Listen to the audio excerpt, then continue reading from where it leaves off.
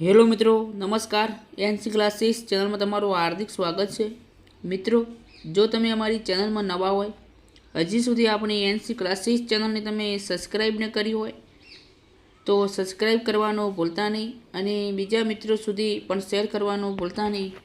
મિત્રો, કેન્દ્ર સરકારના જે કર્મચારીઓ છે તો એ કેન્દ્ર સરકારના કર્મચારીઓને લઈ એક સારા સમાચાર છે અને એની સાથે 8મો પગાર પંચ રાજ્ય સરકારના કર્મચારીઓને પણ લાગુ પડશે.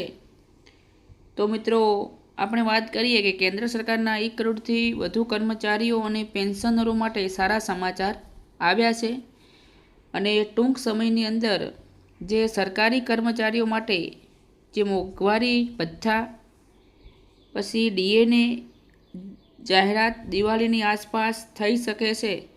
મળતી માહિતી મુજબ વાત કરીએ તો એમને જે ડીએને મળે છે, બરાબર, તો એની અંદર એમને વધારો ખાસ કરીને દિવાળી આસપાસ આવી જશે અને ત્યાંથી એમને લાગુ પણ થઈ જશે અને ખાસ કરીને એમનું જે ડીએને કેટલું હાલ ચાલુ છે અને એમાં વધારો કેટલો થશે એની સંપૂર્ણ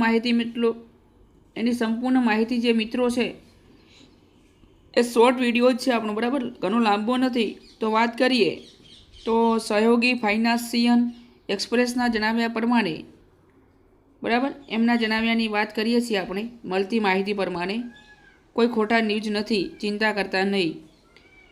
જે 3% વધારો થઈ શકે છે.